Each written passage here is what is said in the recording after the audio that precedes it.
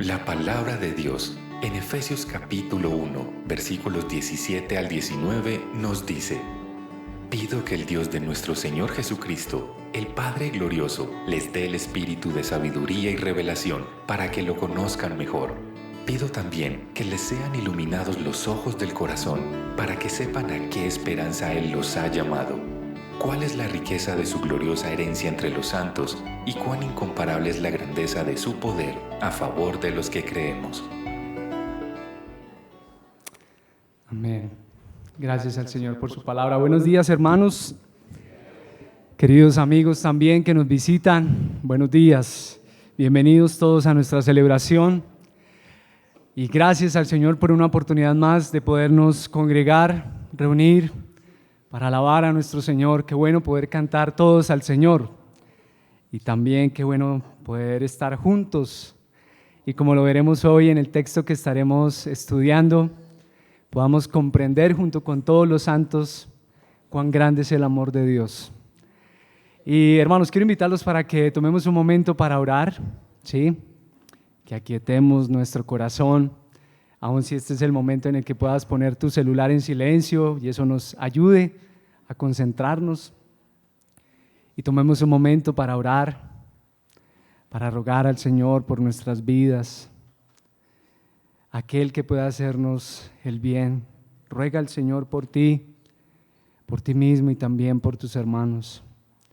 Que Él nos bendiga y que Él nos hable en esta mañana con su palabra. Oremos, hermanos.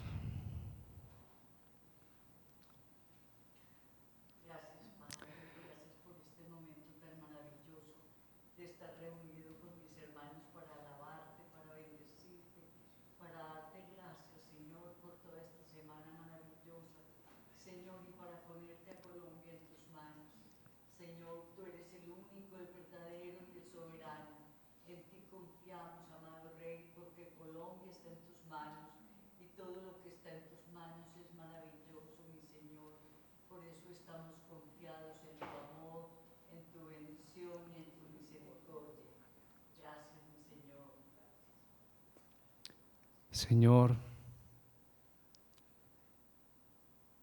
te damos gracias en esta mañana por ti, Señor. Tú eres nuestro bien, Señor. Tú eres nuestra paz. Tú eres amor, Señor. Te rogamos, Señor, que hoy nos bendigas, Señor, con tu palabra.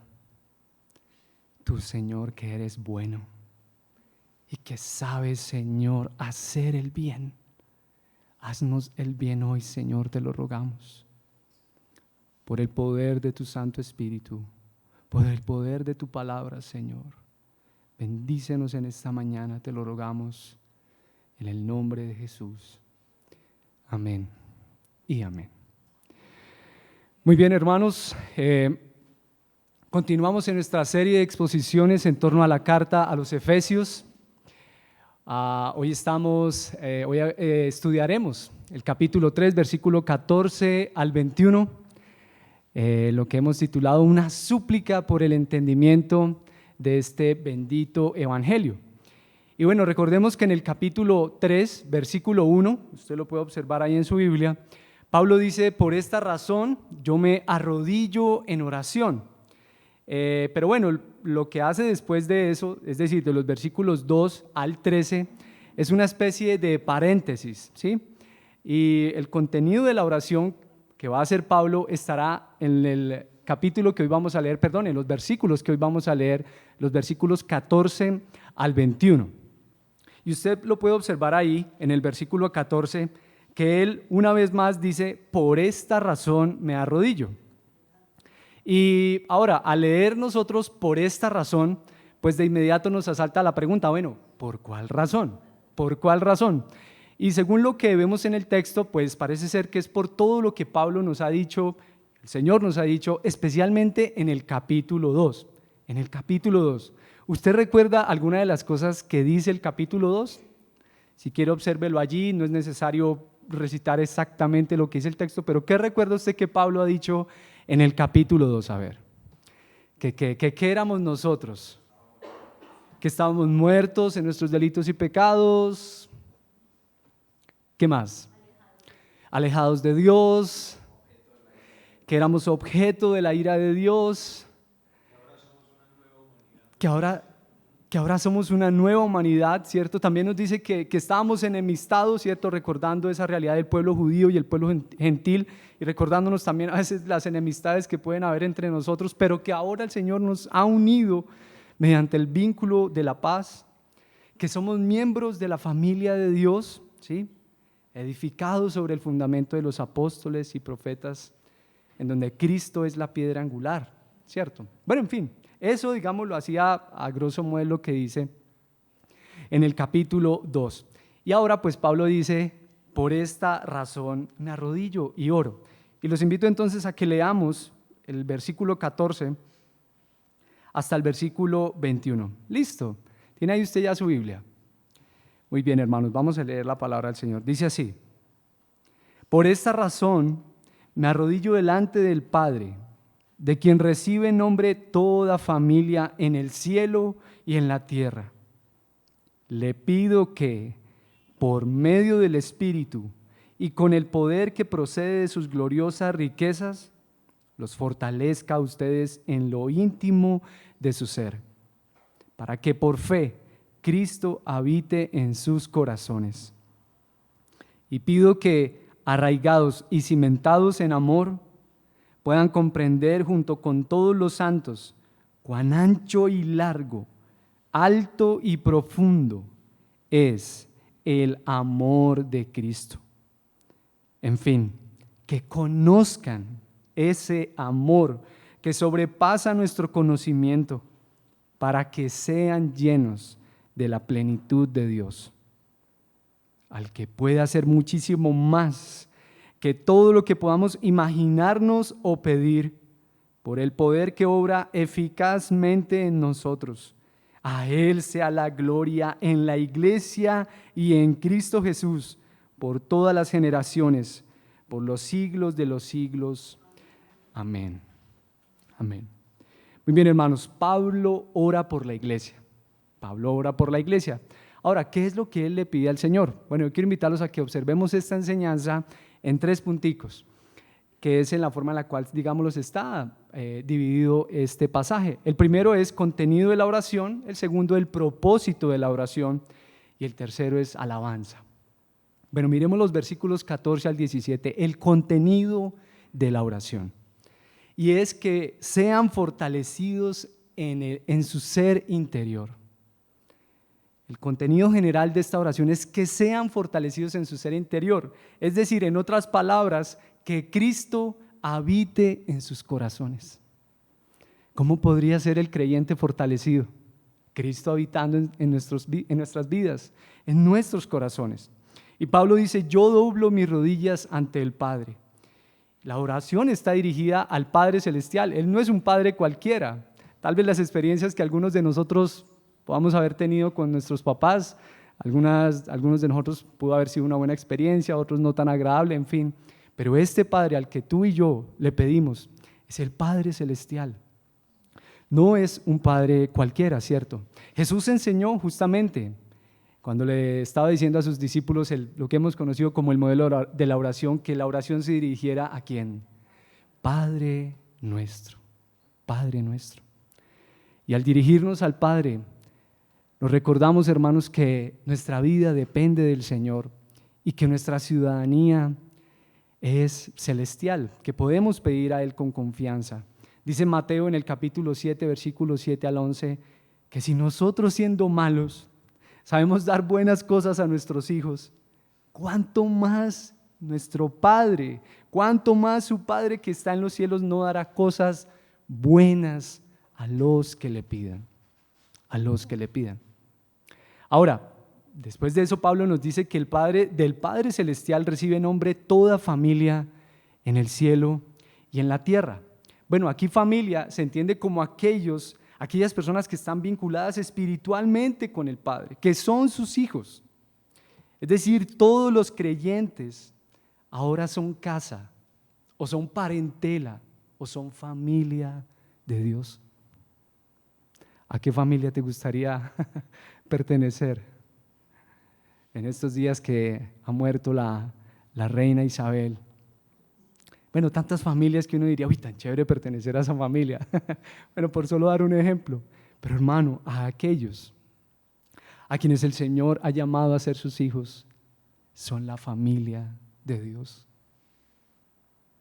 La familia de Dios.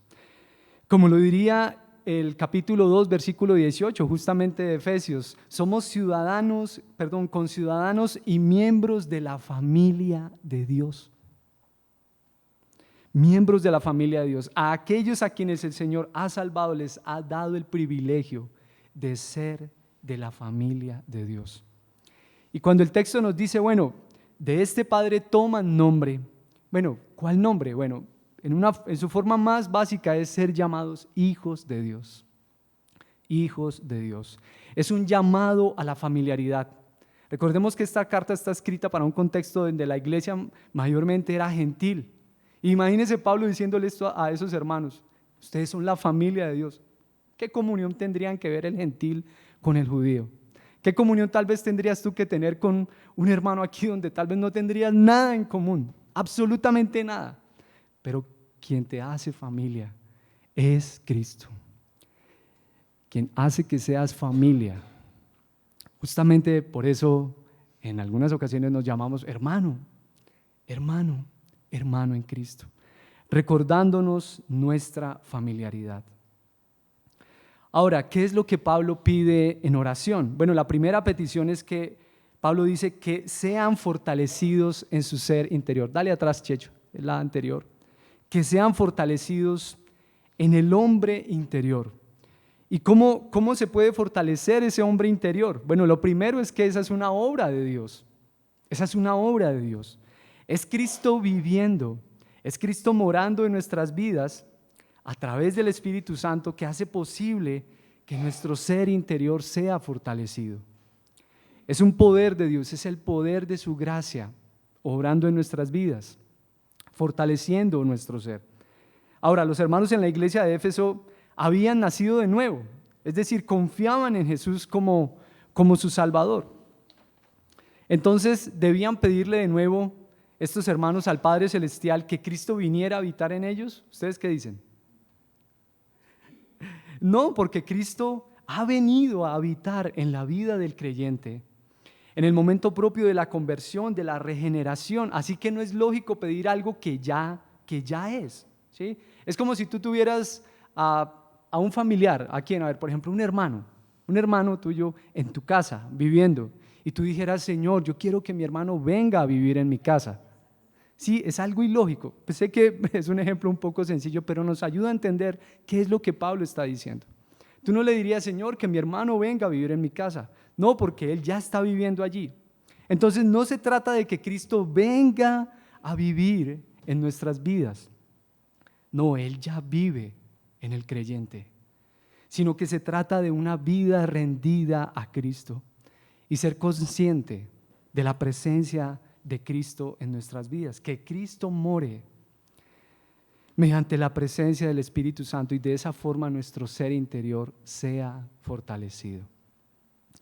Ahora, valdría la pena, hermanos, hacernos la pregunta: bueno, si tú eres un creyente, ¿qué tan consciente eres de la presencia de Cristo en tu vida?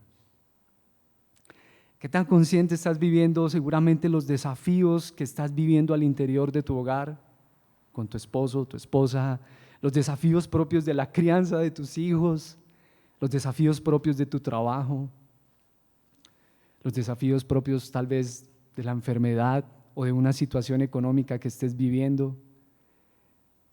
¿Qué tan consciente estás siendo de la presencia de Cristo en tu vida frente a esos desafíos que tienes en el día a día, que todos nosotros enfrentamos? Cristo viviendo en nosotros.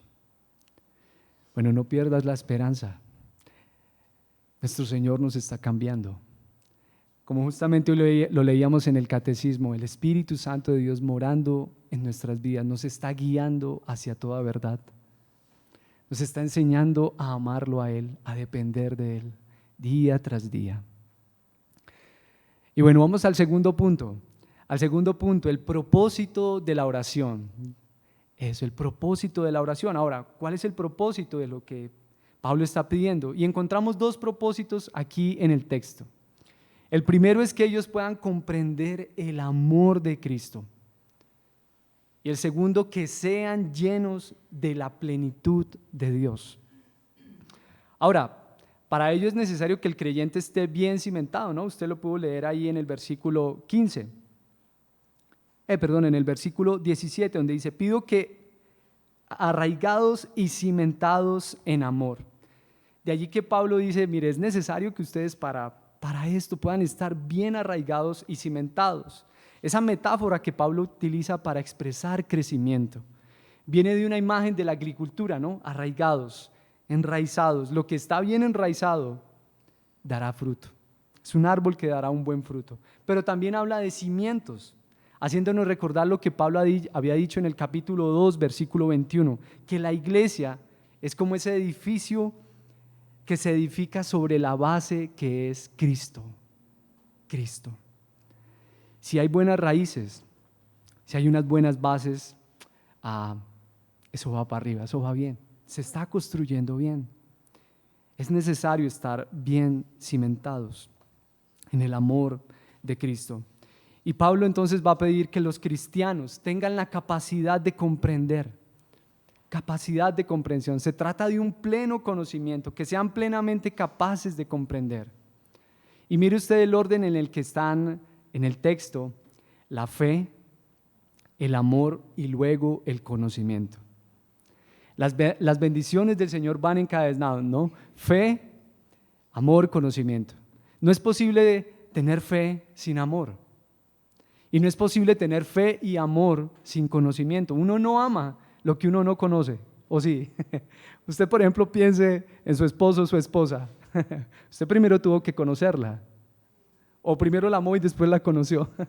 No, primero la conoces y después la amas. Uno no puede amar algo que uno no conoce. Y también uno no puede depositar su fe en algo que uno no ama, ¿cierto? Y esa petición es de tales dimensiones, lo que está pidiendo Pablo, que eso debe ser junto con todos los santos. Dice que puedan comprender junto con todos los santos. Hermanos, el amor de Dios es algo tan grande que no es posible como que no, yo aquí solo, pues como que me voy a meter aquí y yo solo voy a entender el amor de Cristo. No, hermano, el amor de Cristo es de tales dimensiones que necesita ser comprendido junto con todos los santos, es decir, junto con tus hermanos.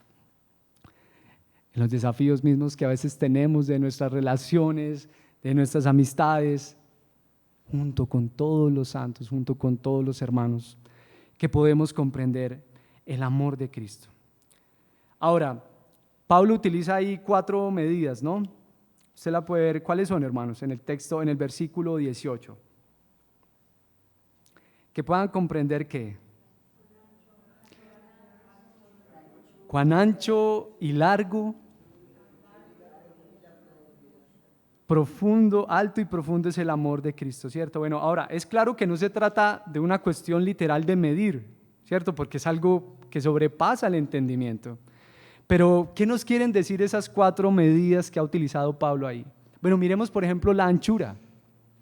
La anchura.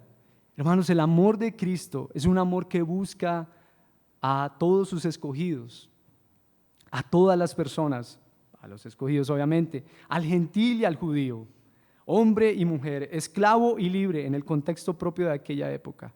No hay acepción de personas en el amor de Cristo.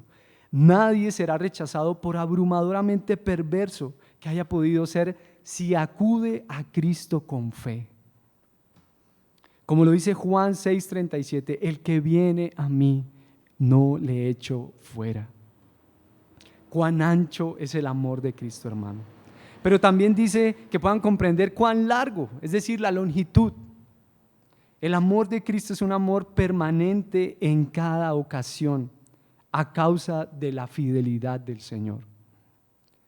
Como lo dice 2 Timoteo 2:13, si somos infieles, Él permanece fiel. no puede negarse a sí mismo. Es por la longitud de su amor que sus misericordias son nuevas cada mañana. Es un amor inmutable, no cambia. Como el amor del Padre con el Hijo pródigo. ¿Lo recuerda? Así de largo es el amor del Señor. Como el amor que restauró a Pedro después de que Pedro negó al Señor. Y después el Señor restaura a Pedro. Ese amor es tan largo, hermano, que no lo podemos comprender. No lo podemos comprender. Pero también nos dice que comprendan cuán profundo, la profundidad de ese amor. Fue el amor de Cristo el que hizo que Él descendiera a las partes más bajas de la tierra. Filipenses 2:6 dice Jesús, quien siendo por naturaleza Dios, no consideró el ser igual a Dios como algo a que aferrarse, se rebajó voluntariamente, tomando la naturaleza de siervo, haciéndose semejante a los seres humanos. Mira esa relación ahí entre siervo y ser humano, ¿cierto? El amor de Cristo, hermanos, es tan profundo que Cristo fue humillado hasta lo sumo. Hasta lo sumo. Al que no conoció pecado, se hizo pecado por nosotros. Y quiero leer para ustedes este texto de Isaías 53, versículo 4 al 9, donde dice así, hablando de Jesús, dice, ciertamente Él cargó con nuestras enfermedades y soportó nuestros dolores, pero nosotros lo consideramos herido, golpeado por Dios y humillado. Él fue traspasado por nuestras rebeliones y molido por nuestras iniquidades. Sobre Él recayó el castigo, precio de nuestra paz, y gracias a sus heridas fuimos sanados. Todos andábamos perdidos como ovejas, cada uno seguía su propio camino, pero el Señor hizo recaer sobre Él la iniquidad de todos nosotros. Maltratado y humillado, ni siquiera abrió su boca. Como cordero fue llevado al matadero, como oveja enmudeció ante su trasquilador y ni siquiera abrió su boca. Después de aprenderlo y juzgarlo, le dieron muerte. Nadie se preocupó por su descendencia. Fue arrancado de la tierra de los vivientes y golpeado por la transgresión de mi pueblo. Se le asignó un sepulcro con los malvados y murió entre los malhechores, aunque nunca cometió violencia alguna, ni hubo engaño en su boca. La muerte de Cristo, hermanos,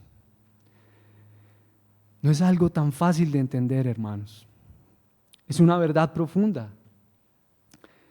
En la cruz, Cristo, sin pecado, es el portador del pecado de los pecadores, aunque en Él no se halló pecado. Él se hizo maldición por nosotros. Dice la palabra, maldito el que es colgado de un madero. Él se hizo maldición para que ahora nosotros pudiéramos ser bendecidos y bendecidos por el Padre. Cristo fue separado del Padre para que tú no tuvieras que experimentar esa separación de tu Padre Celestial. ¿Puedes imaginar por un instante lo que siquiera sería estar unos minutos separados del Padre Celestial? Es decir, que tú no gozaras del cuidado de tu Padre Celestial. Qué oscuridad, qué frío, qué sensación tan desagradable siquiera pensar algo así, hermanos. Y algo así Cristo lo experimentó. Él experimentó el abandono y el desamparo de su Padre para que tú no lo experimentaras, sino que experimentaras el cuidado del Señor, su protección, su cuidado. La ira de Dios a causa de nuestros pecados recayó sobre Jesús. Qué profundo es el amor de Cristo, hermanos, que llegó hasta el límite de morir por nosotros. Literal, hermano. No es un cuento de hadas, no es una serie de Netflix muy bonita, no. Es verdad. Qué profundo es el amor de Cristo. No podemos entenderlo plenamente, hermanos, pero en donde no podemos comprender plenamente, podemos caer de rodillas, podemos adorar a nuestro Señor. Pero también Pablo dice, mire, que puedan entender la altura de ese amor. A ese hombre que estaba muerto en sus delitos y pecados, como lo dice el capítulo 2, versículo 6, en unión con Cristo, Dios lo resucitó y lo hizo sentar con Cristo en las regiones celestiales. No hay un lugar más alto al que el hombre pueda aspirar, hermano, al que el hombre pueda ir, que estar sentado juntamente con Cristo en las regiones celestiales. Hermano, ahí para arriba ya no hay más. Ahí para arriba no hay nada más. Ese amor expresado en palabras de Jesús, como lo diría el Evangelio de Juan, capítulo 14, dice: en el hogar de mi Padre hay muchas viviendas. Si así no fuera, ya se lo habría dicho a ustedes. Voy a prepararles un lugar, y si me voy y se lo preparo, vendré a llevármelos conmigo. Así ustedes estarán donde yo esté. Como lo dice más adelante también en el capítulo 17, Padre, quiero que los que me has dado estén conmigo donde yo estoy, para que vean la gloria que me has dado. Cuán alto es el amor de Cristo, que nos ha sentado juntamente con Él en las regiones celestiales, hermano. Y finalmente, en el versículo 19, llegando como al punto del asunto, dale adelante, Checho, Él les dice, en fin, que conozcan ese amor, que conozcan ese amor. Y hermanos, aquí el verbo conocer tiene la connotación de vivir, vivencia. No es algo que simplemente se conoce con el intelecto y ya, sino que ahora se vive. Eso que ahora has conocido junto a todos tus hermanos, vívelo, vive el amor de Cristo. Es el carácter de Cristo viviéndose en nuestras vidas.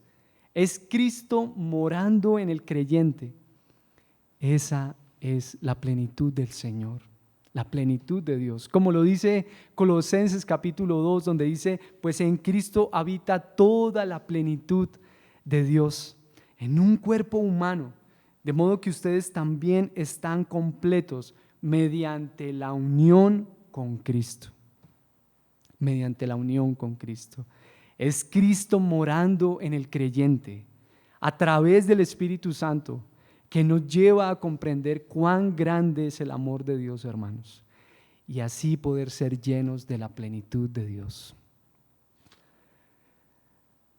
Que conozcamos este amor, que conozcamos este amor. Ahora, hermanos, yo quiero invitarlos a que brevemente estudiemos algunas cosas del amor de Dios. Obviamente debemos ser conscientes que nos quedamos cortos tan solo aquí en unos minutos para intentar comprender algunas cosas del amor de Dios, ¿cierto? ¿Qué es el amor de Dios? ¿Qué es el amor de Dios? Conocer el amor de Dios, dice el doctor J.I. Packer, conocer el amor de Dios equivale a tener realmente el cielo en la tierra.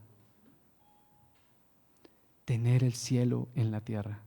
No es un privilegio solamente para algunos favorecidos, como que, no, que conozcan el amor de Dios, no, eso es como para los pastores, no, eso es para los hermanos que como que oran mucho, o para cierta clase de personas, no, para los que, yo qué sé, estudian teología. No, hermanos, a todo el que es llamado hijo de Dios tiene el privilegio de conocer el amor de Dios, de vivir ese amor. Si tú eres un creyente, si tú eres un cristiano, tienes el privilegio de comprender junto con tus hermanos y de conocer, es decir, experimentar, de vivir el amor de Cristo. Así que, ¿cómo es el amor de Dios? Brevemente, estudiemos 7 puntos acerca del amor de Dios que nos sugiere el doctor Tozer en su libro Los atributos de Dios. El primero de ellos es que el amor de Dios no está influenciado. El amor de Dios no está influenciado. Oiga, qué desagradable es a veces escuchar todas estas cosas que, bueno, escuchamos y que muchas veces las podemos experimentar en nosotros mismos como ese poder de influencias, ¿no? En la política, pero nosotros también vivimos esas cosas, hermano. El amor de Dios no es así.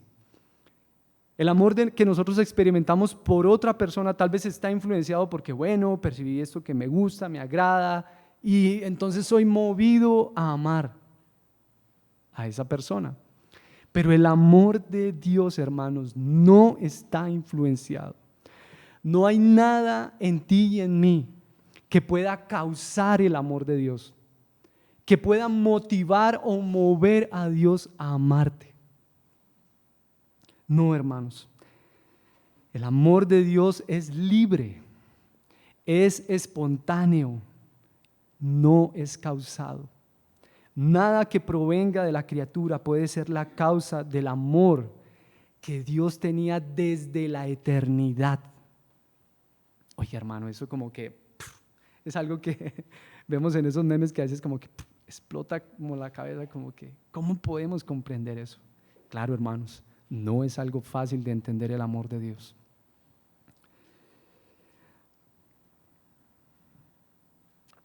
Lo segundo, hermanos, es que el amor de Dios es eterno. El amor de Dios es eterno.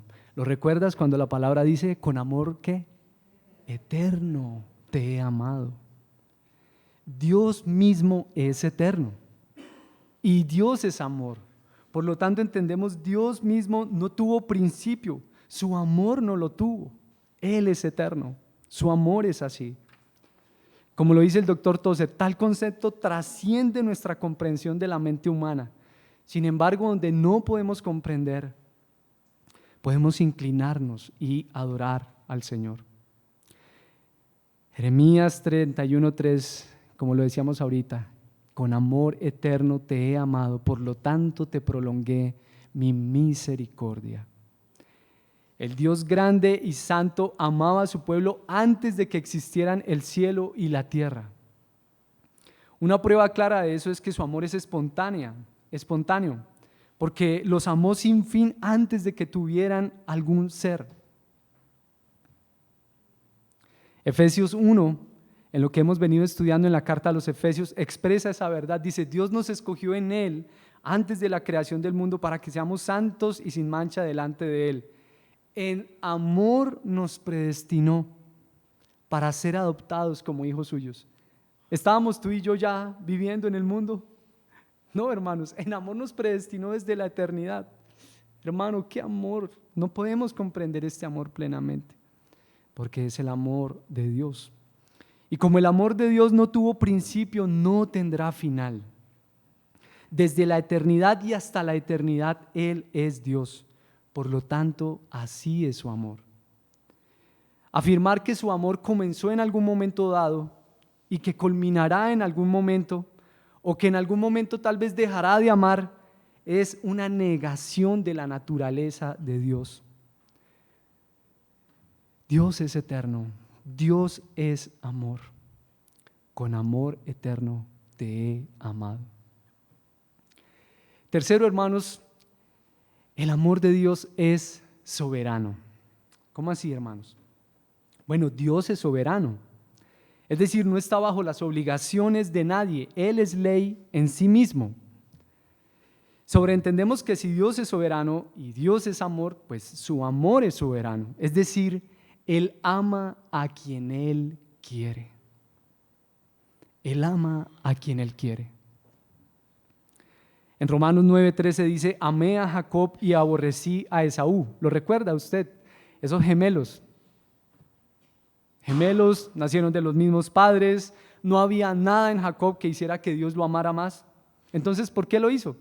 Porque le agradó hacerlo. Porque Él es soberano para amar a quien Él quiere, a quien Él le place. Hagamos un ejercicio, hermanos. Asumamos lo contrario, es decir, que Dios ama por algo más que su voluntad, ¿sí? Es decir, ama porque, bueno, no, si cumple tal cosa, entonces lo voy a amar. Asumamos lo contrario. ¿Qué pasaría? Dios estaría bajo una ley de amor, ¿sí? Es como si, a ver, Dios, vamos a hacer este ejercicio, es como si Dios estuviera mirando a ver, bueno, a ver, a quién voy a amar, quién cumple esa ley de amor. Carlos, la cumplió, voy a amarlo. Pero tal vez pasaron 3 días, 5, ya no está cumpliendo esa ley, ya no lo puedo amar. Dios estaría limitado por esa ley de amor. Dios estaría gobernado por esa ley. Pero no, hermanos, no es así. El amor de Dios es soberano. Miremos una vez más, si quieres, por favor, míralo ahí en tu Biblia, el capítulo 1, Efesios capítulo 1, versículo 5. Efesios capítulo 1, versículo 5. ¿Cómo dice el texto, hermanos? En amor nos predestinó para ser adoptados como hijos suyos por medio de Jesucristo, ¿según qué? Según lo bien que nos portáramos, según la mucha fe que tengas, entonces ahí sí Dios te va a amar, según lo buenos hijos que fuéramos, según la familia donde vengamos, no, hermanos, nada de eso. Según el buen propósito de su voluntad, la voluntad de Dios. Otras versiones dicen según el puro afecto de su voluntad. El amor de Dios es soberano. Él ama a quien Él quiere. Él ama a quien Él le place amar. Bueno, cuarto, miremos uno más. El amor de Dios es infinito. El amor de Dios es infinito, no tiene fin, no tiene medida. Todo sobre Dios es infinito, su conocimiento, su poder, su sabiduría, Él todo lo conoce, todo lo ve, no hay nada que lo limite a Él.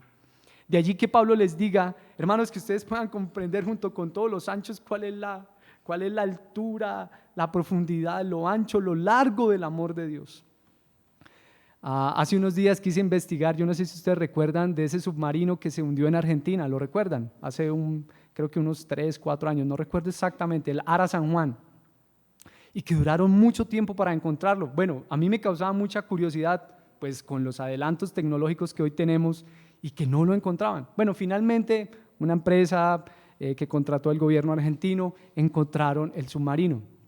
Y me llamaba la atención que un experto en oceanografía del Instituto Oceanográfico, era el director de unos estudios de ese instituto, decía que más del 80% del océano sigue siendo un enigma. Hermanos, más del 80%. Y lo estaba diciendo una autoridad en esa materia. Ay, hermanos, y nosotros muchas veces queremos como encasillar a Dios y creer que ya conocemos todo de Él.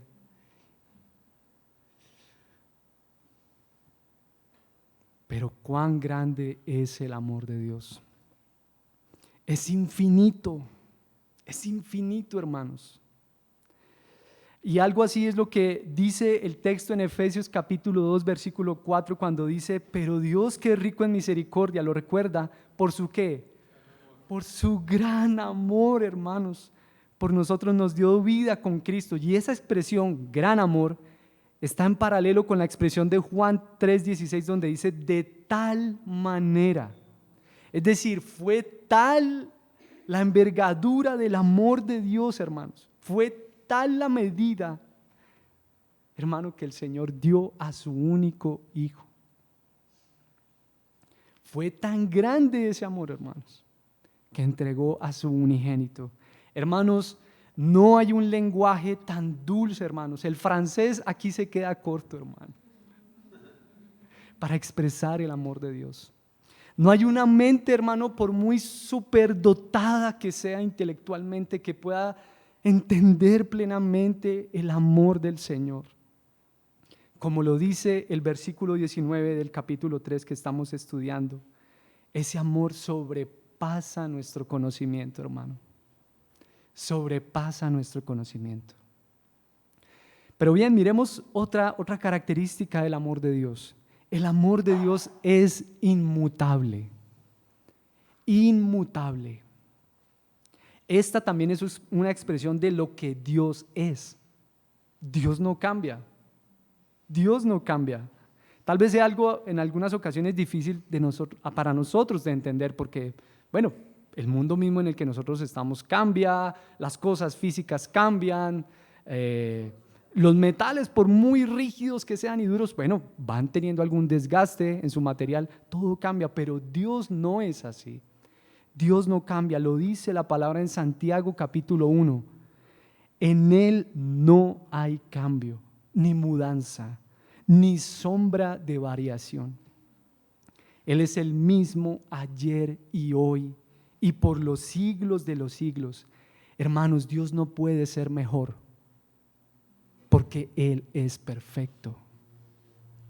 Dios no puede saber algo más porque Él todo lo sabe. Él es perfecto y así es su amor. Es un amor inmutable. El amor de Dios no puede ser mejor. Tal vez Dios me va a amar un poco más mañana. No, hermano, porque es que el amor de Dios es perfecto, es inmutable, no cambia. Por ende, así es su amor, como Él es. Su amor no aumenta ni disminuye. Tal vez lo que a veces cambia es nuestra percepción del amor de Dios, por nuestra realidad misma, de nuestro pecado, por la limitación que tenemos también en nuestro entendimiento para un amor así. Tal vez lo que cambia es nuestra percepción, pero el amor de Dios, no, hermanos, no puede cambiar, porque Dios no cambia. Por ende, su amor tampoco cambia. Su amor es el mismo ayer, hoy y por siempre. Nada, de allí que justamente la palabra afirme, nada nos puede apartar del amor de Dios, nada, hermanos. Bueno, miremos uno más. El amor de Dios es santo. El amor de Dios es santo. Esto quiere decir, hermanos, que el amor de Dios no está regulado por el capricho o por la pasión o por el sentimiento, sino por los principios, sino por un principio, es decir, Dios ha decidido amarnos. El amor de Dios no es como una debilidad o como una cosa así como, es que es como muy amable, como muy querido, ¿sí? O como, es como una suavidad, es algo como tan suave, el amor de Dios. No, hermano, la Escritura afirma que Dios a quien ama disciplina. Su amor es perfecto, hermanos. El amor del Señor, a aquel a quien el Señor llama por hijo, a aquel lo azota, lo disciplina. Su amor es puro, su amor es perfecto, hermanos. Tal vez nosotros tenemos esa percepción del amor así como, como hace unos días miramos con Meli en una serie de Netflix, como una serie acerca de algo de unos novios. Y ellos decían, no, yo quiero que siempre vivamos bien y que siempre estemos felices y la pasemos así bien chévere. Ay, hermanos, y pensábamos con Meli, o sea, qué concepto del amor tan pobre, hermanos. Porque dígame usted, ¿eso es así? Quienes son casados, ¿eso es así, hermanos? No, hermanos. Experimentamos muchos desafíos, hermanos. Muchos desafíos. El amor de Dios no es como eso que, que siempre estés bien, que siempre estés alegre, que no te pase nada malo, que no se te pinche el carro. No, hermanos. Como de ciencia ficción, no, hermanos. Y nosotros muchas veces recibimos el impacto de esas ideas de la cultura y creemos, como Dios es bueno y Dios es amor. No, tal vez así es el amor de Dios, como suavecito, como todo tierno. Pero no, hermanos. El amor de Dios es santo. Si el Señor considera que debemos en algún momento específico de nuestras vidas ser disciplinados por algo, hermanos, Él lo va a hacer, porque su amor es perfecto, porque Él no puede ser burlado. Su amor es santo. Y hermanos, finalmente el amor de Dios es lleno de gracia. El amor de Dios es lleno de gracia. Amor para aquellos que no merecen ser amados. no merecíamos ser amados por Dios. ¿O sí, hermanos? Piensa, ¿tú merecías ser amado por Dios? En lo que hemos percibido aquí, ¿había algo en nosotros que llamara la atención del Señor? No, hermanos, como lo hemos venido estudiando justamente en la carta, éramos enemigos de Dios. Éramos objeto de la ira de Dios. No merecíamos ser amados. Antes merecíamos más bien el castigo de Dios. Pero ese castigo recayó sobre Jesús. Por eso es que el amor de Dios es lleno de gracia. Amor para quienes no merecen ser amados. El amor de Dios por su pueblo es un regalo de Dios, es una dádiva de Dios. Es por gracia que Dios dio a su Hijo. Cristo no murió para hacer que Dios nos amara, como que no, pues voy a tener que ir a la cruz para que, Padre, los puedas amar. No, sino porque Dios nos amó fue que Él envió a su Hijo. Es que Él envió a su Hijo a morir por sus ovejas, por su pueblo. Hermanos, siempre que tengas tal vez una duda del amor de Dios, mira a la cruz. Mira a la cruz. Esa es la demostración suprema de amor. No merecemos ser amados, pero Dios nos ama. Como lo diría Jesús, nadie tiene amor más grande que el dar la vida por sus amigos. Y ustedes son mis amigos. Ay, hermano, qué calificativo nos da el Señor. Es Cristo morando en el creyente a través del Espíritu Santo que nos lleva a comprender cuán grande es el amor de Dios y ser llenos de la plenitud de Dios. Solamente por su presencia en nuestras vidas, hermanos. Y finalmente, pues Pablo en los versículos 20 al 21 termina alabando al Señor, porque aún en medio de lo que Él está orando, Dios es poderoso para hacer mucho más de lo que tú y yo, hermano, podamos pedir o imaginar o entender. Por eso Pablo termina diciendo, por eso a Él sea la gloria, solo a Él, por los siglos de los siglos, de generación en generación.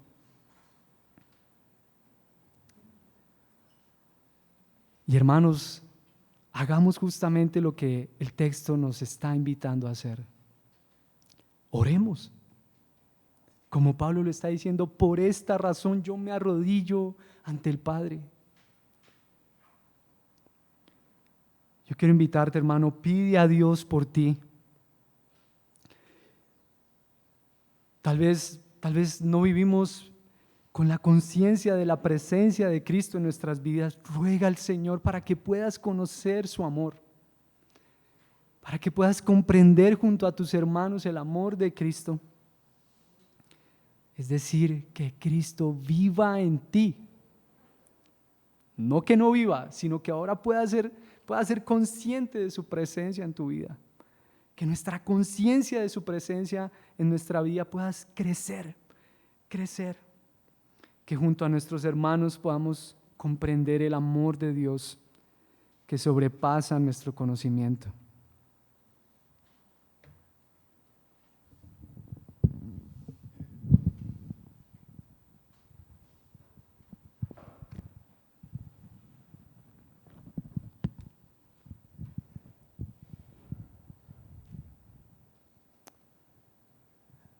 Amado Señor,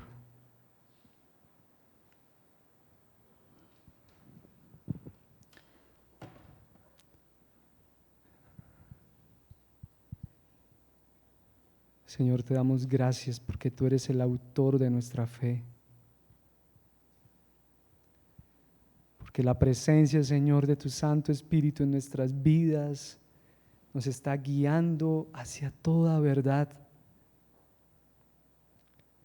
Y porque nos has dado, Señor, el privilegio de ser llamados hijos de Dios y llamarte a ti, Padre, nuestro Padre. Y venimos, Señor, a clamarte, Señor, con la confianza de que nuestro Padre sabe darle buenas cosas a sus hijos, a los que le pidan.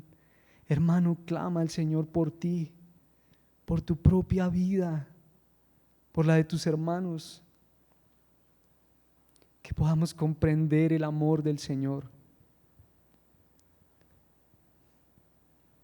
que nuestro ser interior sea fortalecido por la presencia de Cristo en nuestras vidas.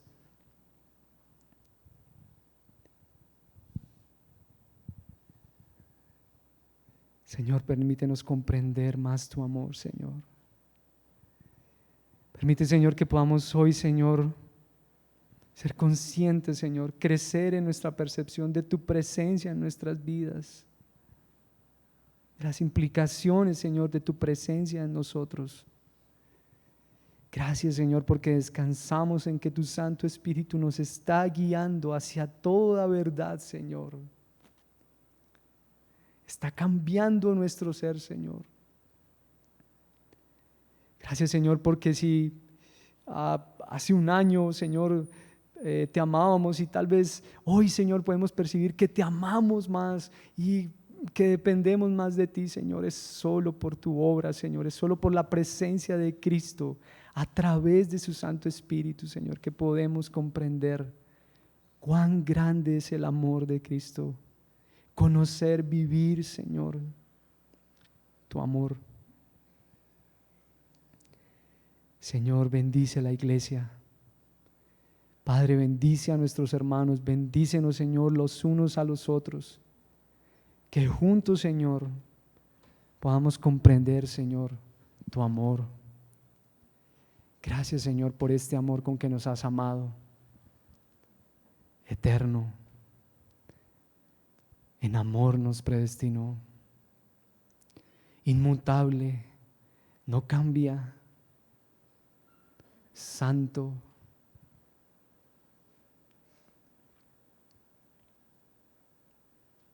Lleno de gracia. Señor, tu amor es perfecto. Nosotros te damos gracias, Señor, por tu palabra. Gracias, Señor, por la obra que haces en nuestras vidas, de poder ser amados por ti, Señor, y poder conocer el amor de Cristo. Querido hermano, permanece allí en silencio. No distraigas a la persona que esté a tu lado. Medita en la palabra del Señor. Meditemos en la palabra del Señor. Y así como Pablo termina su oración, alabemos y adoremos al Señor. A Él sea la gloria, solo a Él.